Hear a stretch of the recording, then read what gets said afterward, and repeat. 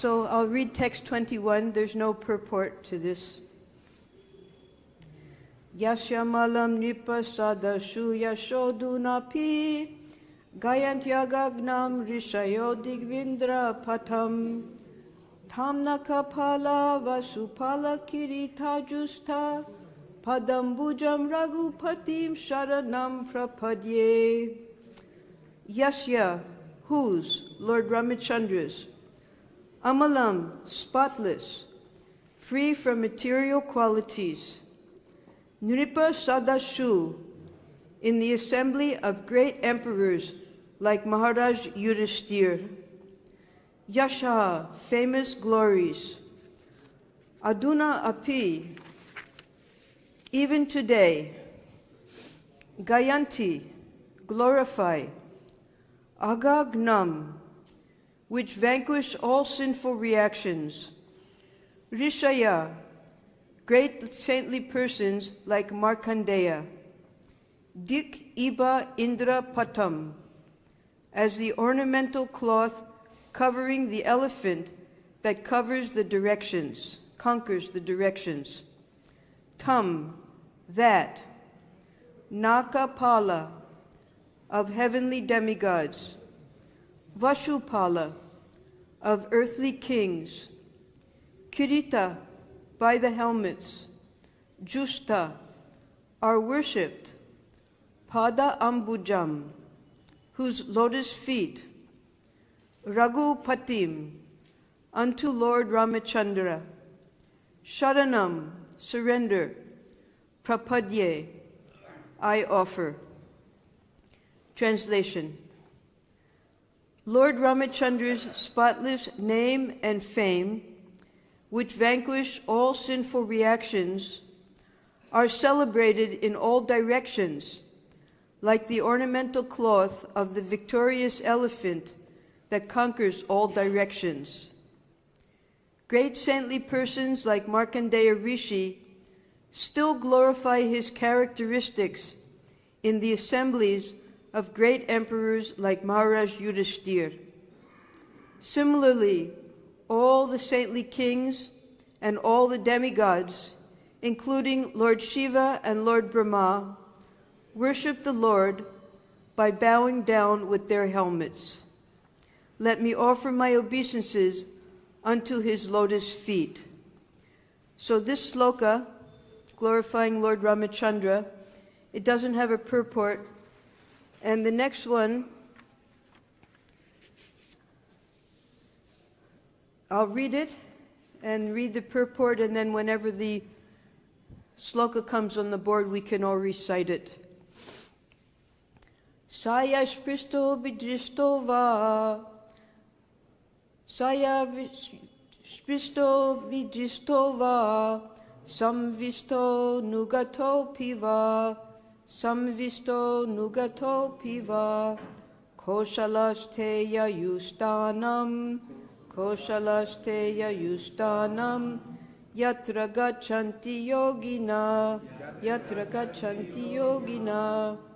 Saha, he, Lord Ramacandra, yaiḥ, by which persons, spṛṣṭaḥ, touched, abhidṛṣṭaḥ, seen, va, either, saṁviṣṭaḥ, eating together, lying down, anugataḥ, followed as servants, apiva, even, kosalāḥ, all those inhabitants of Kosala, te, they, yayuḥ, departed, sthānam, to the place, yatra, wherein, gacchanti, they go, yoginaḥ, all the bhakti-yogīs.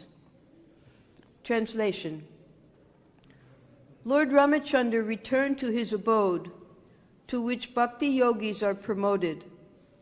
This is the place to which all the inhabitants of Ayodhyā went after they served the Lord in his manifest pastimes by offering him obeisances, touching his lotus feet, fully observing him as a father-like king, sitting or lying down with him like equals, or even just accompanying him. Purport.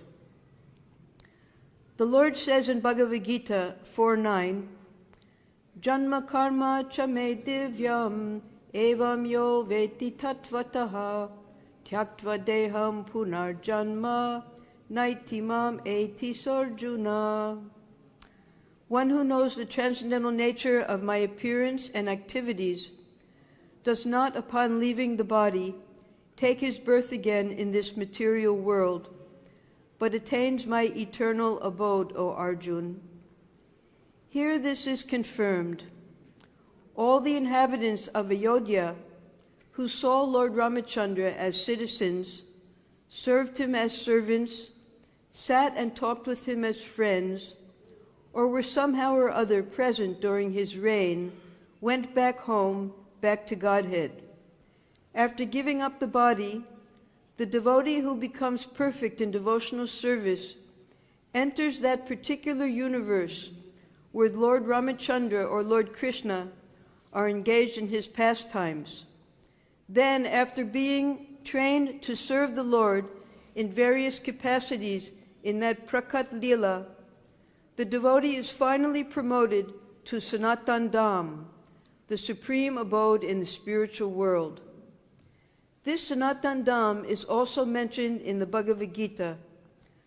Parastasmat tu bhavonyo vyakto vyaktat sanatana. One who enters the transcendental pastimes of the Lord is called Nitya Lila Pravishta. To understand clearly why Lord Ramacandra returned, it is mentioned herewith that the Lord went to that particular place where the bhakti-yogīs go. The impersonalists misunderstand the statements of Srimad Bhagavatam to mean that the Lord entered his own effulgence and therefore became impersonal. But the Lord is a person, and his devotees are persons. Indeed, the living entities, like the Lord, were persons in the past. They are persons in the present, and they will continue to be persons even after giving up the body. This is also confirmed in the Bhagavad Gita. So, slok has come, all right. Anyone can chant the sloka? The 22.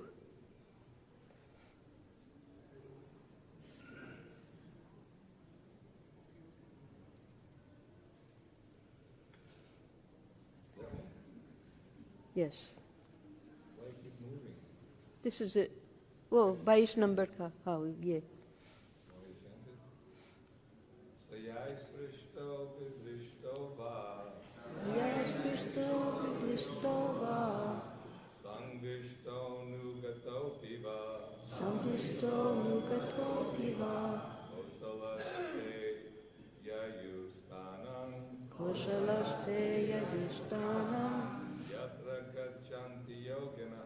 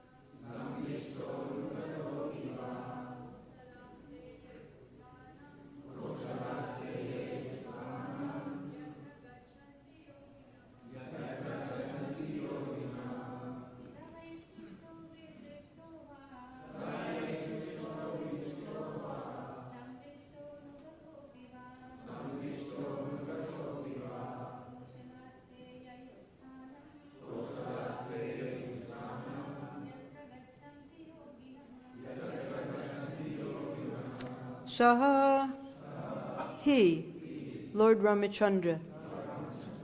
Yaiḥ, by which persons? Spṛṣṭaḥ, touched. Abhidṛṣṭaḥ, seen. Va, either. Saṁviṣṭaḥ, eating together, lying together. Anugataḥ, followed as servants. Apiva, even. Kosalāḥ, all those inhabitants of Kosala. Te, they. Yayuḥ, departed. Sthānaṁ, to the place. Yatra, wherein. Gacchanti, they go. Yoginaḥ, all the bhakti-yogīs. Translation. Lord Ramacandra returned to his abode, to which bhakti-yogīs are promoted.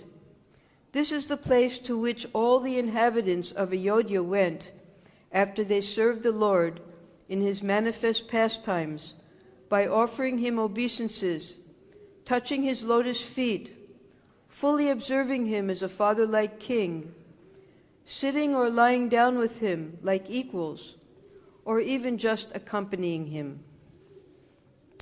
Om Ajnane Timrandasya Gyananjana Salakaya Chakshurunmilitam Jena Tasmai Shri Gurave Namaha Shri Chaitanya Manobishtam Stapitam Jena Bhutale Swayam Rupa Kadamayam Dadati Svapadantekam Nama Om Vishnu Padaya Krishna Prashtaya Bhutale Srimate Bhakti Vedanta Swaminiti Namine Namaste Saraswati Deve Gauravani Pracharine Nirvishesha Sunyavadi Paschatya Deshatarine Jai Shri Krishna Chaitanya Prabhu Nityananda Shri Advaita Gadadhar Shivas Adigaur Bhaktavrinda Hare Krishna Krishna Krishna Hare Hare Hare Rama Rama Rama Hare Hare.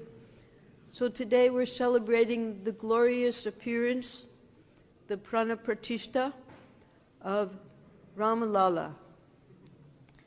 The devotees have been waiting for hundreds of years for this moment. Today at noon, between 12 and 1 o'clock, the Lord's eyes will be revealed, and with all the prayers and the supplications of the devotees around the world, the great saints and sages, kings and leaders, by their request, the Lord is again appearing in the holy dham of Ayodhyā, here mentioned as Kosala. So when the Lord did appear in Treta Yuga, different acharyas say which Treta Yuga, because we know in every Manu there are 71 Yuga, Divya Yugas. Some say appeared in the 14th Treta Yuga, some say the 18th Treta Yuga, some say the 23rd Treta Yuga. The conclusion is that Lord Ramacandra sometimes appears in Treta Yuga, sometimes does not appear. When he does appear, he comes with all of his eternal associates. Now we're all quite familiar with that because of the pastimes of Sri Krishna. In the Srimad Bhagavatam, we have 18,000 slokas describing the glories of Sri Krishna and his expansions. Valmiki Muni, he composed Ramayana at the time when Sri Ramacandra was present on the earth in his ashram. And this Ramayana is 24,000 slokas. When Sri Ram returned from his exile and came again to Ayodhyā with his brother Lakshman and his beloved wife Sita, he was very happy to return, and the inhabitants of Ayodhyā, who were practically dead from separation from him, felt that their life had returned again. He lived very happily with his wife and brother and his other brothers and his family members and all of his citizens. But then while going incognito one night, because this is what a king often does, he wants to understand what the subjects actually are thinking of him. He heard someone, and what's explained is this someone was not actually an inhabitant of Ayodhyā. He just happened to come there, and he was very wicked-minded. And his wife had gone to stay in another man's home. She was unchaste. And he heard, Rāmacandra heard this man telling his wife, "I will not take you back and protect you. I'm not henpecked like our king, Rāmacandra, who takes back his wife who stayed in another man's home." So when Rāmacandra heard this, he could understand, because he had several reasons why he had come to earth. And one of them was to set the ideal example as Maryada Purushottam. Krishna, he is described as Lila Purushottam. Of all of the 64 qualities of the Supreme Lord, Narayan, Ramachandra, and all of the incarnations, they have up to 60 of those qualities. But only Bhagavan Sri Krishna, he has all 64 qualities, those being his unparalleled pastimes, his loving relationships in the paramour relation in Braj, his flute playing, and his beauty. So Ramacandra, having 60 qualities, his pastimes, he was the Maryada Purushottam. Mahaprabhu was the Prem Purushottam, showing the path of Prem. And Ramacandra, as Maryada Purushottam, he came to set the example of the perfect human ruler who follows all of the rules and principles according to Dharma Shastra. So as a king, he had to set the ideal example for all of his citizens of the world to follow. Dasarath, he was king of the entire earth. And therefore, when he performed a great sacrifice in order to have a son, and the Rishya Shringa was called to perform the sacrifice, being very successful, that sacrifice, the demigods attended, Lord Brahma included, and the demigods who were being harassed by Ravana at the time, they prayed to Brahma that you please arrange for Vishnu to come at this time as a son of Dasarath, because we're so much afflicted by the atrocities of Ravana and the Rakshasas. So Lord Brahma, he appealed to Vishnu that you please come at this time in human form, because Ravana, when he had performed severe austerities in order to get benedictions from Lord Brahma, being a Rakshasa and men being what he ate, he felt no fear from men or animals. So when he asked for benedictions, he didn't ask that he couldn't be killed by men or animals. So therefore the Lord had to appear either as a man or as an animal. So Brahma, he agreed that he would ask Vishnu to come in human form this time and perform his beautiful pastimes, and at the same time carry out the duty of all of the avatars, which is to protect the devotees and to annihilate the demons.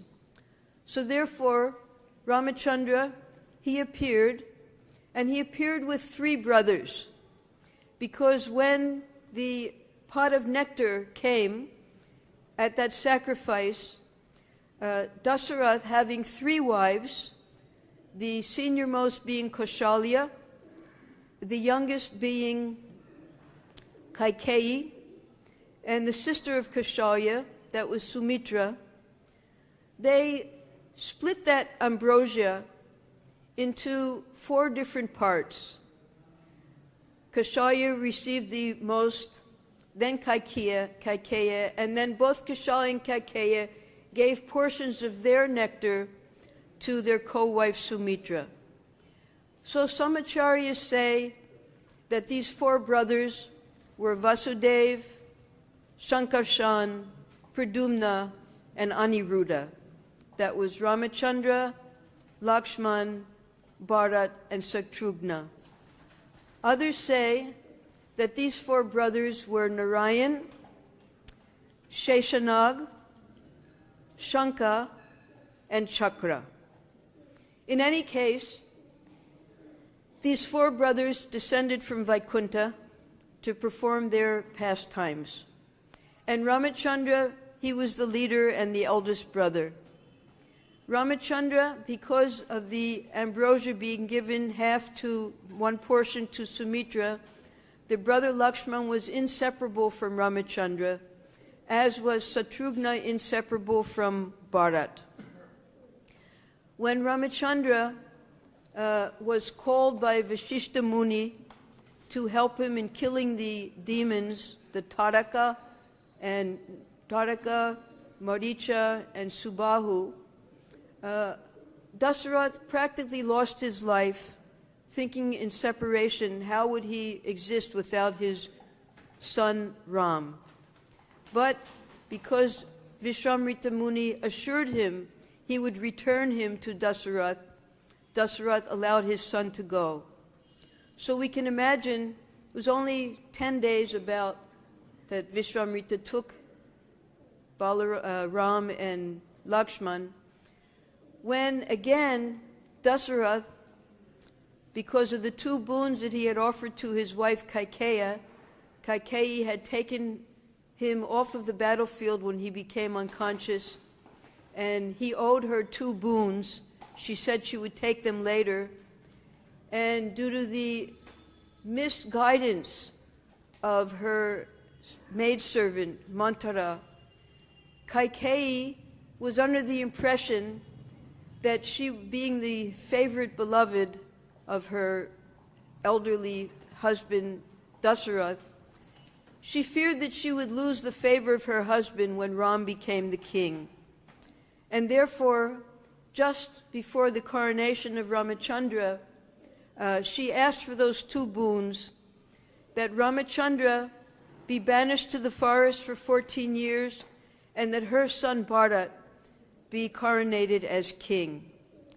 Now, this was the death knell for Dasarath.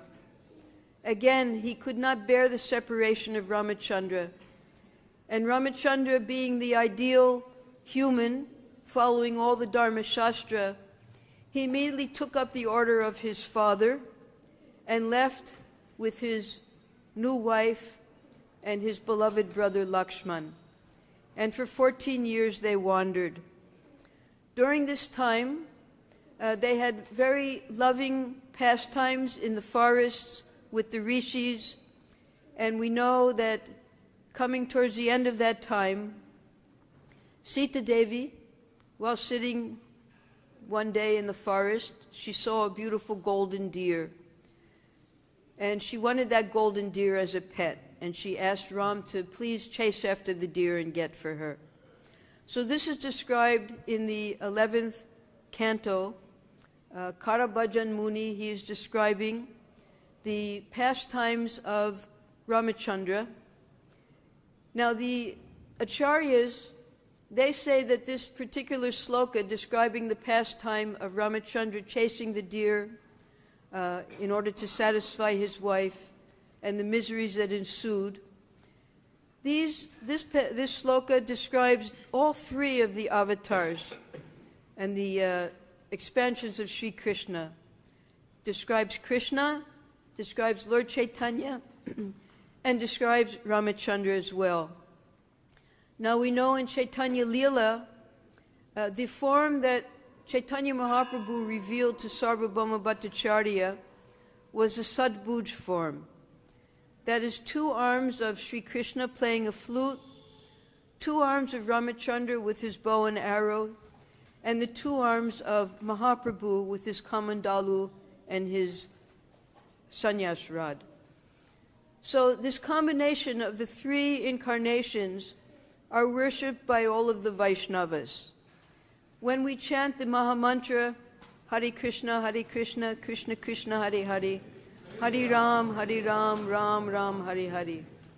All day, every day, we're chanting this supreme mantra for deliverance, and we're chanting the name of Ram. Whether within our heart we're thinking of Sri Rāmacandra, we're thinking of Sri Balaram, or we're thinking of Radharamanji, another form of Krishna as the lover of Radharani, we're chanting the name of Ram constantly, and therefore Ram is always within our heart. Now the devotees who particularly love this form of Ramacandra, we have an example of the sages in Dandakaranya. They were worshipping Gopal, performing strict austerities to attain perfection in life, but they were not attaining that perfection. It was only when they saw the beautiful form of Sri Ramacandra and they became attracted to that beauty that they attained perfection in love.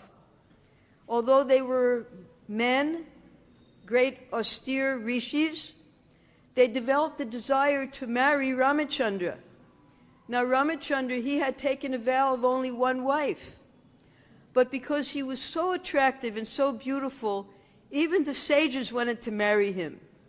So Ramacandra, he arranged that all of those sages later take birth in his Krishna avatar, and they became gopis here in Vrindavan. Aside from that, all of the women in Ayodhyā, they were so attracted to Ramacandra that they also all wanted to marry him. He was so beautiful. So they arranged, in the next coming Krishna avatar, there was a great king of Sind named Vishal.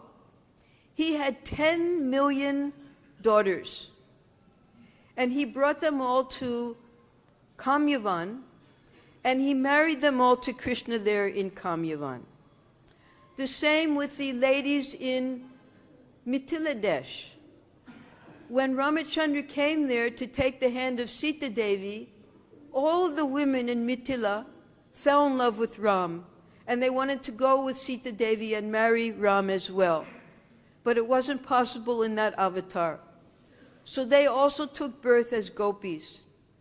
So the relationship between the Rama avatar and Krishna's pastimes here, all those inhabitants got to taste the supreme perfection of their love.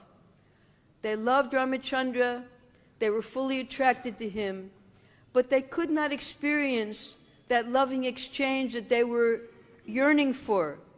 So it was when Lord Ramacandra again appeared as Sri Krishna that all of these devotees were fully satisfied in their relationship with the Supreme Lord. Now in this particular sloka, it's describing the disappearance of the Lord. One time Prabhupada explained that actually we don't like to talk about the disappearance of the Lord because it breaks the hearts of the devotees that he would disappear. But here we read about the glory of how Ramacandra disappeared. Now as we're reading the Ramayana, although we don't read the Ramayana in our classes here, devotees all love to read Ramayana. They love to hear the pastimes of Ramacandra. And there's one part of Ramayana, of course many parts, they pull the strings of our heart, how Sita was kidnapped, and how Ram had to suffer in her separation, just as the gopis were asking the trees and the animals, have you seen Krishna? Ram, in his madness of separation, was also asking the animals. So the most heartbreaking portion of the Ramayana is, of course, when Ramacandra banishes Sita Devi. She had a desire, now having returned to Ayodhyā and living for so many years in the ashrams of the rishis. She had been associating with the wives of those rishis, and now that she was again reinstated as the queen of Ayodhyā, she wanted to go again to the homes of the rishis' wives and present gifts to them. So she had that request to Rāmacandra. Rāmacandra, understanding that he was going to have to send Sita away in order to present himself as the ideal king, he arranged with Lakshman secretly that Sita Devi, she wants to go to the ashrams of the rishis. You take her to the ashram of Valmiki and you leave her there, and she should not return with you. Now, this broke the heart of Lakshman. How could he do that to dear Sita Devi? But he had to follow the orders of his elder brother Rāmacandra. And he could not understand why Rāmacandra was doing such a cruel-hearted thing as abandoning his wife in the forest at the ashram of Valmiki. So he asked the minister, Sumanta, of Dasarath, how is this happening? Why is this happening? And Sumanta explained that I was once present when Dasarath went to the ashram of Durvasa Muni. He wanted to know about the future of his 4 sons and how they would rule the earth. And Durvasa Muni told him a history. He said that many, many years ago, there was, as usual, fighting between the demigods and the demons. And the demigods had become victorious, and the demons were fleeing. And they needed a place to hide. And they came to the ashram of Bhrigu Muni. Bhrigu Muni was not home at the time, only his wife was there. And she took compassion on the Daityas, and she allowed them to hide within the ashram of Bhrigu Muni. Now Vishnu, who was on the side of the demigods, he was chasing after the demons, and when he came to know that the demons were hiding with the permission of the wife of Bhrigu in their ashram, he took his chakra and cut off the head of Bhrigu Muni's wife. When Bhrigu Muni returned to his ashram and saw that his wife had been killed by Vishnu, he became very angry, and he cursed Vishnu at that time. He said, just as you have separated me from my wife for no reason, I curse you that you will be separated from your wife in a future incarnation. And Vishnu, having full respect for the Brahmins, he accepted that curse. So Durvasa Muni, he sadly reported to Dasarath that Rāmacandra would be separated from his wife in this incarnation. There are many other instances why this happened, but this is one of the examples given in the Ramayana, why Rāmacandra was separated from his wife. Now, when Sita Devi was left at the ashram of Valmiki, Valmiki immediately understood everything, being Trikalagya. He put her in the hands of the senior sadhvis who were staying in his ashram, and they took care of her just as if they were her mother. And she gave birth to Lava and Kush there, and Valmiki accepted these 2 young boys as his own sons, and he taught them the beautiful poem of Ramayana. They stayed with Valmiki for 12 years, and they became experts in the recitation of Ramayana. After 12 years, Rāmacandra, who was suffering intense separation from his wife, he decided he would perform a great sacrifice. And he felt that 12 years was enough time. Sita Devi could now prove herself to be a completely chaste wife. So what Valmiki did was, he sent ahead the 2 boys with all of his disciples, and the 2 boys began to recite Ramayana within the town of Ayodhyā. And when all the Brahmins heard for the first time this beautiful Ramayana, they were struck with wonder at the perfection of this poem, and they asked the two boys to recite it to Rāmacandra. They came to Rāmacandra's palace. They began to recite the glories of Rāmacandra in Ramayan, and Rāmacandra called them within the palace to hear Ramayan. And he was so touched by this beautiful poem, and seeing the beauty of the boys and also their regal stature, he could understand that they were very special. He asked who they were, and he wanted to give them many gifts of gold and wealth. So Valmiki had warned them that when Rāmacandra asks who you are, you simply say that you're disciples of Valmiki, and you want no wealth whatsoever. We have just come to recite this poem to you. So then Rāmacandra, he realized these were my sons, and he decided he would call Sita back to take part in this sacrifice. So Valmiki, he brought Sita Devi into the town of Ayodhyā again. And Rāmacandra, who had been suffering separation for her for all these years, he was very happy to see her. And he asked that she now confirm, along with Valmiki Rishi, that she had never been unfaithful to Ram. So Valmiki Rishi, he took his vow that all the asceticism that I have performed, all of the tapasya, all of the sacrifices, if I in any way have ever told a lie, then let all of the results of that be vanished. And now I tell you that Sita Devi has never been unfaithful to Ram. Now everyone was looking at Sita Devi, and Sita Devi, she said, if I have ever been unfaithful to Ram, my chastity will be proven if my mother, Mother Earth, comes now and takes me again into her womb. In other words, she understood that Rāmacandra, although he loved her and wanted her by his side again, because she feared that he would again be slandered by the citizens, that her presence would cause inconvenience to her beloved husband, she called for her mother to call her back again. So then the earth split open, and Mother Earth came on a beautiful throne with 4 nagas holding the throne. She took her daughter Sita Devi onto her lap on the throne, and they disappeared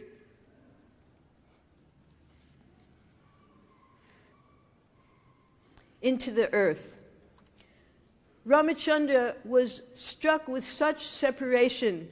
He had finally gotten Sita back, and he became so angry that he threatened Mother Earth, if you don't return Sita to me, I will completely destroy you.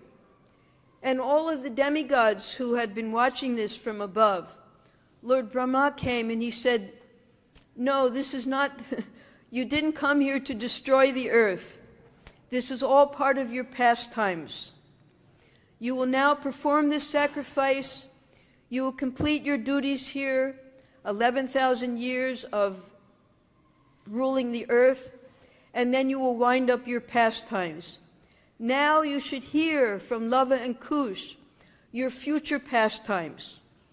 So then Lava and Kush, because Valmiki being able to see the future, he was able in the Ramayan to express everything that was going to happen in the future to Lord Rama as well. Rāmacandra heard that, and his mind became pacified. Then, out of his separation from Sita Devi, he had constructed a beautiful golden murti of Sita Devi. And while performing his 11,000 year or 13,000 year yajna, he had Sita Devi sit next to him in the yajna. He had her sit at the throne with him whenever he was in court. And in that way, he was always by the side of his beloved wife. Then came a time when a Devadut, in the form of a rishi, came to see Lord Rāmacandra. He said he had a message from Lord Brahma himself. but this message was confidential, and no one could hear it except for Ram. So he told Ram, if anyone interrupts us during our private talk, you have to kill that person. So Ramacandra, he told Lakshman, you stand outside the door here. No one is to enter while I'm speaking to this rishi.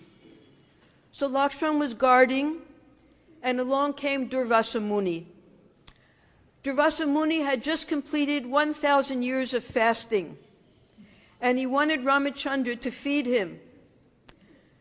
Lakshman said, you're going to have to wait. Ramacandra is in consultation with the rishi.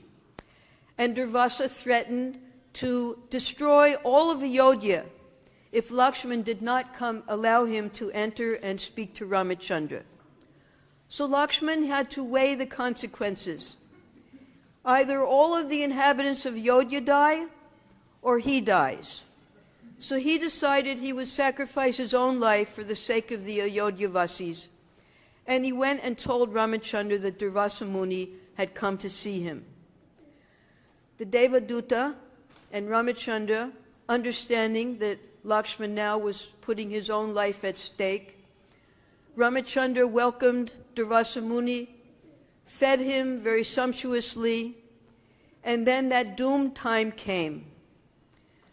Lakshman said, you must now kill me, because this was your promise. Ramacandra, he couldn't bear the thought. Already he had lost his wife Sita. How could he now lose his brother Lakshman?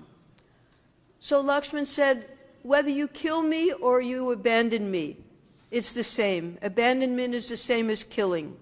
So I will leave the kingdom, and I will give up my life. So Lakshman walked to the west, to the Sarayu river. He sat in meditation, and he left his body. Ramacandra then was all alone with his two beloveds who were always by his side. And he decided it was time now also, because this was what the Devaduta came to tell him from Lord Brahma, that you've completed all of your duties here as the incarnation of Ram. It's now time for you to return to your spiritual abode. So the time was ripe. He informed Bharat that now you should take over as king, and I will leave.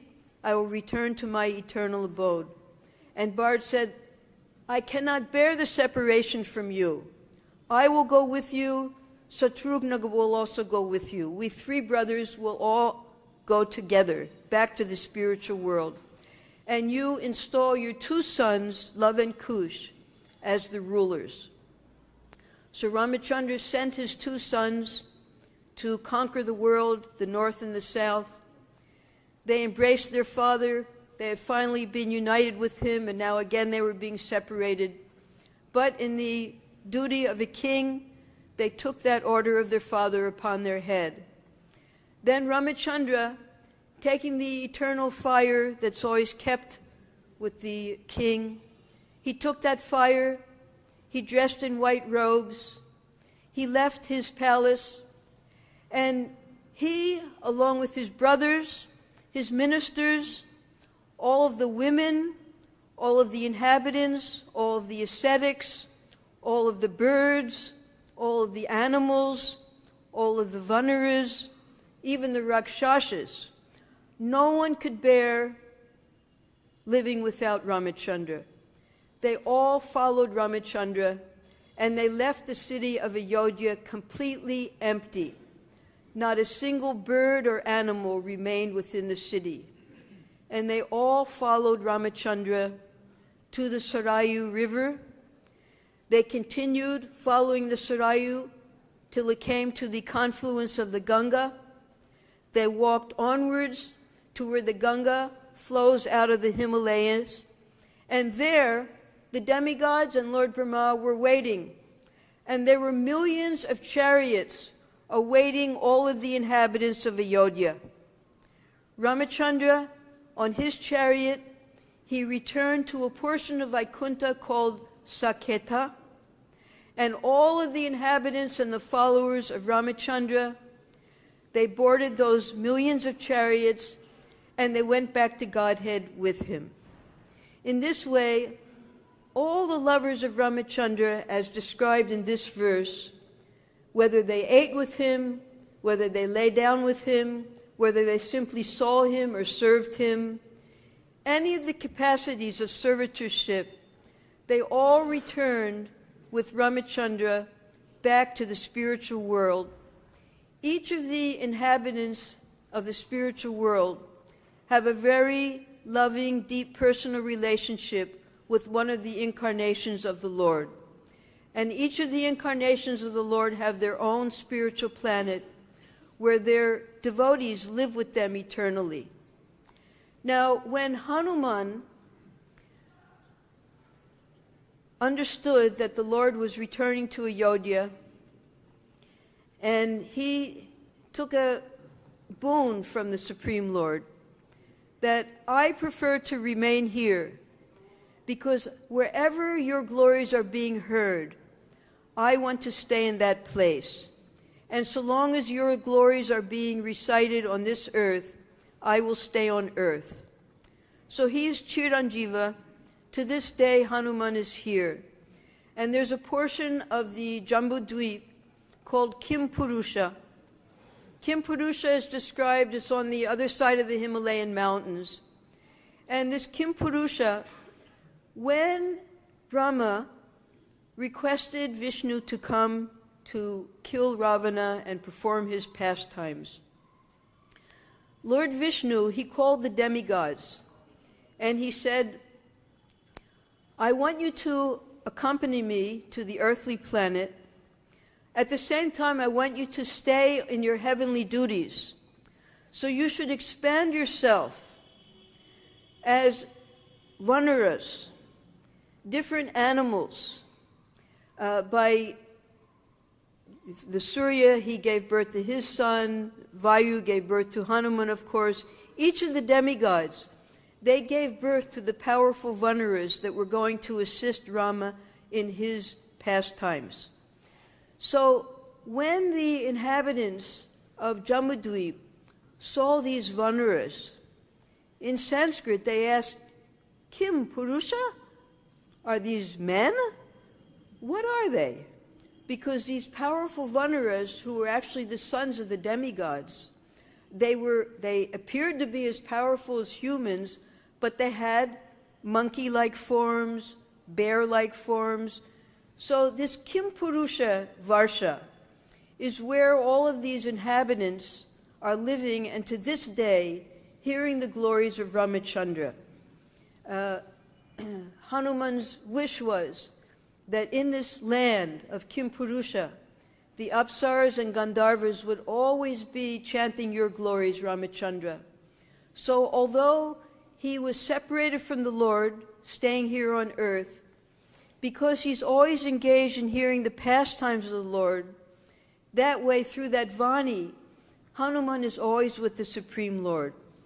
So in the verses, after these two verses, the different fall is described, that when one hears the glories of Ramacandra, O King Parikshit, anyone who orally receives the narrations concerning the characteristics of Lord Ramacandra's pastimes will ultimately be freed from the disease of envy and thus be liberated from the bondage of fruitive activities.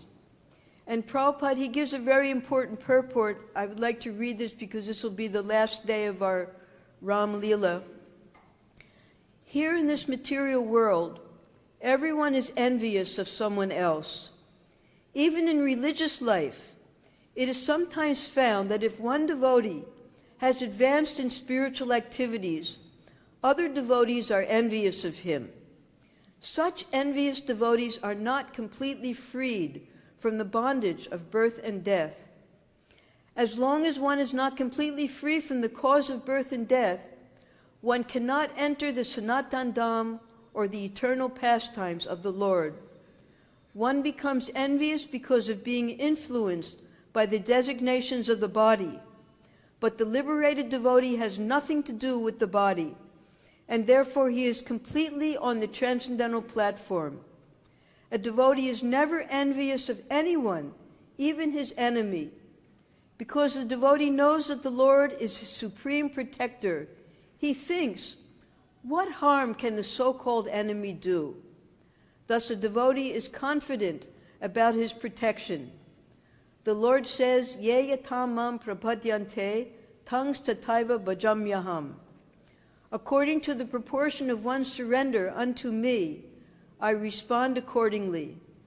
A devotee must therefore be completely free from envy, especially of other devotees.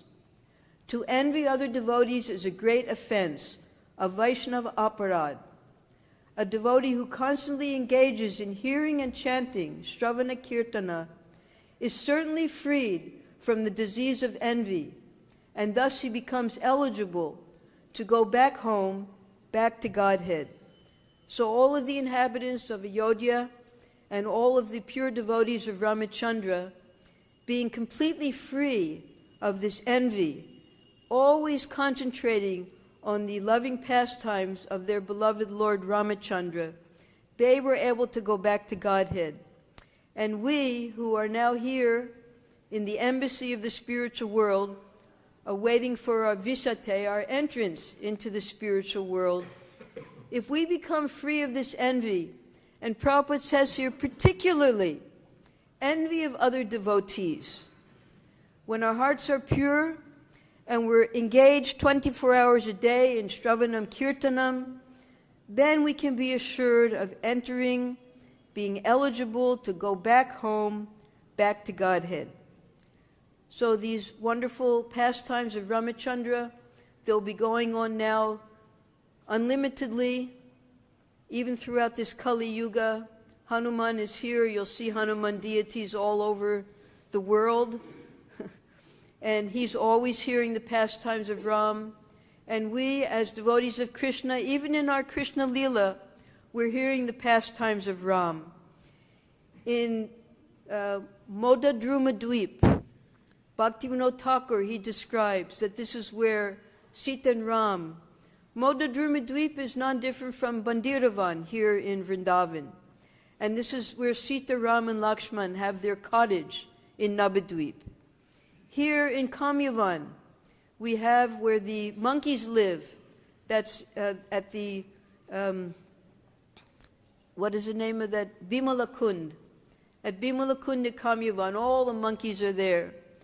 And in the pastimes of Radha and Krishna, there was a large lake, and Radharani and the gopis, they had to cross that lake or go around it to sell their milk products. And they asked Krishna to build a bridge. So you can go there to that lake, the remnants are still there of that bridge. And on the other side of that bridge is Lanka. And also Ashokavan is there. So the pastimes of Rāmacandra are even going on here in Braj Leela. We can become absorbed in those pastimes, remembering the beautiful exchanges of love between Rāmacandra and his devotees, at the same time being absorbed in our remembrance of Krishna's pastimes and all of Krishna's wonderful expansions as the different avatars, and how he exchanges loving pastimes with all of his devotees. So today being the most glorious day of the appearance of Ramalala, we all pray for the mercy of Ram, that he protect us as the ideal king of the whole earth, and we all become fully attached to his lotus feet, no matter what form we're in. He was especially merciful to monkeys, squirrels, animals, even the nishadas. He embraced the king, Guha, of the nishadas, but the demigods, they only very fearfully put their helmets at the cushion where Ramacandra keeps his head. So all of us most fallen devotees, we have some chance to get the mercy of Ramacandra. He's most merciful to the fallen. And he says, when Vibhishan came to him, who was a Rakshasa, the brother of Ravana, he assured his devotees that anyone who even once says, from this day on I am yours, I always give them perfection, and for the rest of their life they will be fearless. Jai Shri Ram. Hare Krishna. Jai.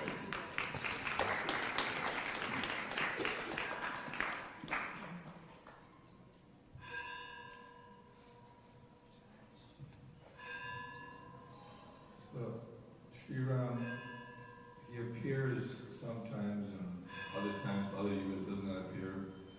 And all the pastimes are like prototypes, or are they just all exactly the same? Like, if you know how the end result of the game, you're not interested to watch it so much, you feel bored. Yes. So is there any boredom in the sense that it's a repetition, a replica of the pastime each and everybody kills Rama every time, and Sita, and No, there's always varieties. Even in Krishna Lila, there are varieties. So he appears for different reasons, and he also engages in varieties of pastimes with his devotees. Just like every day we do exactly the same thing. We get up, we take a bath, we come to Mangalartik, everything is the same. But within each one of our days, none of the days are the same. Every day we're doing different services, we're exchanging pastimes with different devotees. some days different problems come. Yes, different problems every day. So it's the same with the Supreme Lord. Actually, Krishna killed millions of demons when he was here. But only the most prominent are described in our Bhagavatam because we have short lives. Our Bhagavatam is only 18,000 slokas. On the heavenly planets, the Bhagavatam is hundreds of thousands of slokas. But being tiny people, how can we understand somebody with 30 million daughters and you know, King Luger saying that there are 3 trillion servants, and how does all the really, really far out stuff fit into the brain? It won't fit into your brain. Because we have very limited brain substance. Tiny, very tiny. But by chanting Hare Krishna, it will all be revealed to you. Anybody else want to get slaughtered?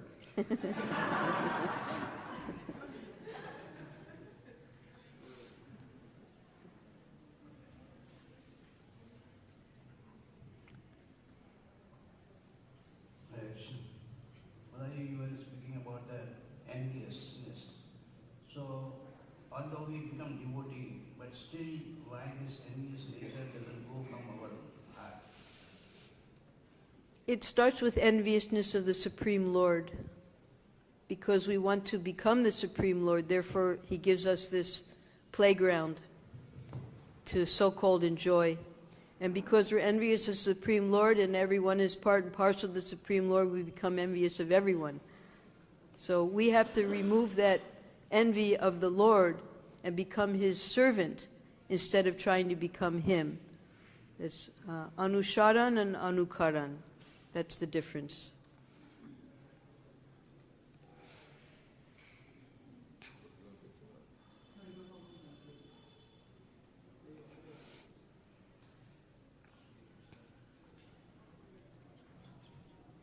Hare Krishna. Thank you very much, Mataji, for this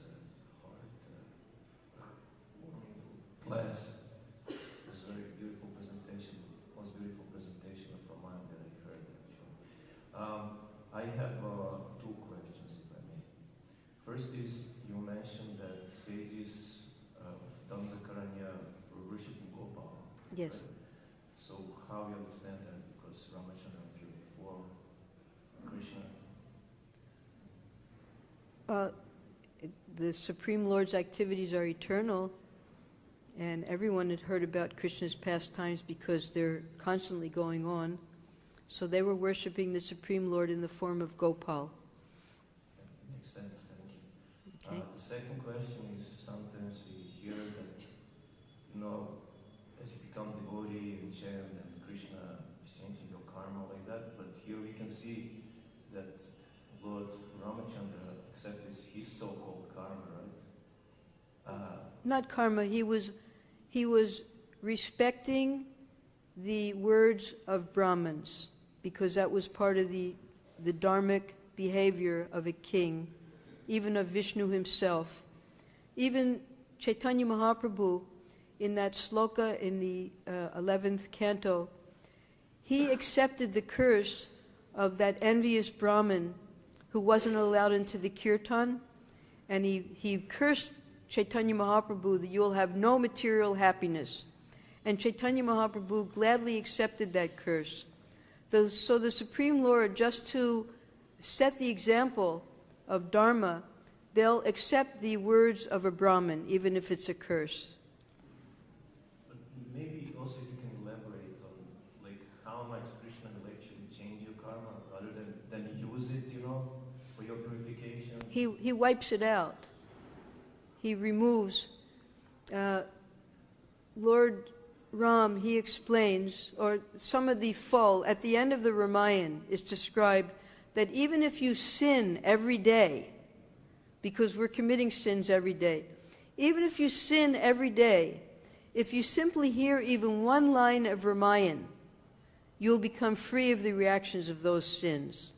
So this potency of hearing, that's what removes the reactions of our sinful activities. The hearing is the most important of all of the 9 principles of bhakti. Hearing.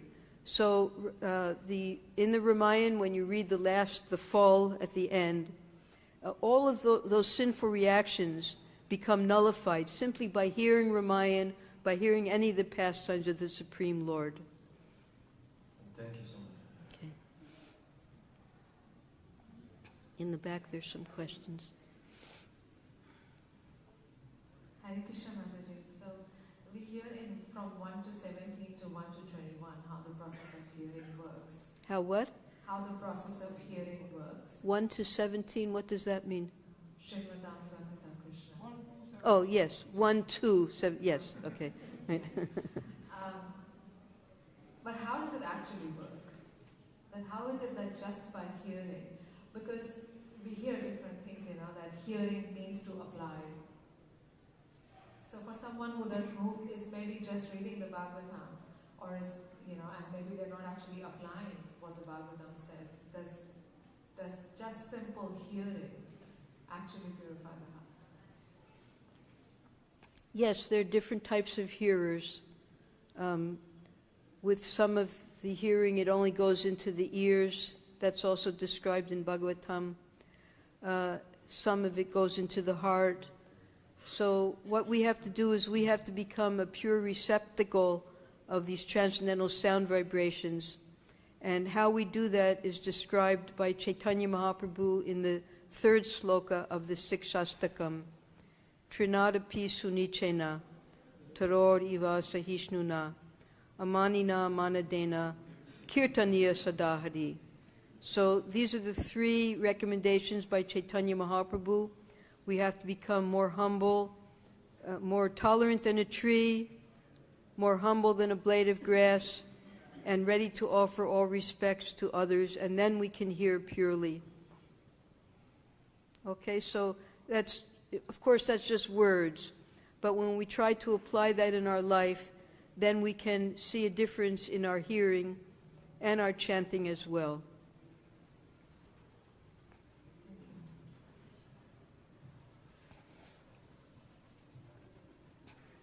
Hare Krishna, thank you so much for the class. You're explaining how the reason that Rama separated from Sita was because of the curse of Rigomuni. Yes, that's one of the reasons. There's so many different curses and counter curses, yeah. Because I was thinking that, he was separated when Ravana kidnapped her. Yes. And then it seemed that he got her back. Right. And then again separated. Yes. And then again it seems he got her back. Yes. And then again separated. Yes. So that's like really harsh. I don't know. Yes, it seems is. like a lot. It's almost Yeah. worse, than being just totally separated by death or something. Yeah. Well, 24,000 slokas. There are many, many different narrations within the Ramayana why these things happened. And also in the different Puranas, their descriptions. So as we study more and as we hear more, we'll understand a little better about these pastimes of Lord Rāmacandra, why these things all happened, why Sita Daivi even appeared. All these things are described, and if you sit down and study very carefully, we now have the Ramayana word for word translated available, which we didn't have many years ago. So if you really want to know the answers to that, you can sit down and study the 24,000 slokas of Ramayana. I'm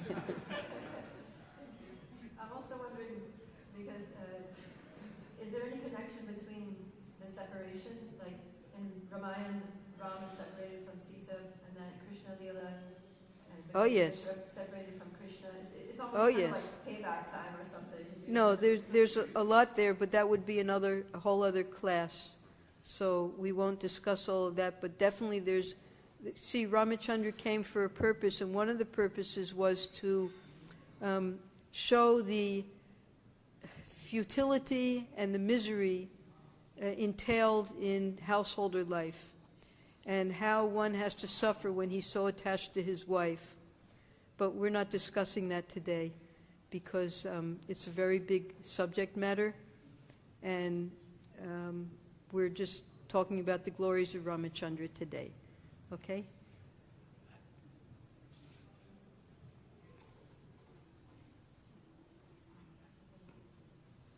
Hare Krishna Mataji, you just nicely explained the question about hearing, appropriate hearing.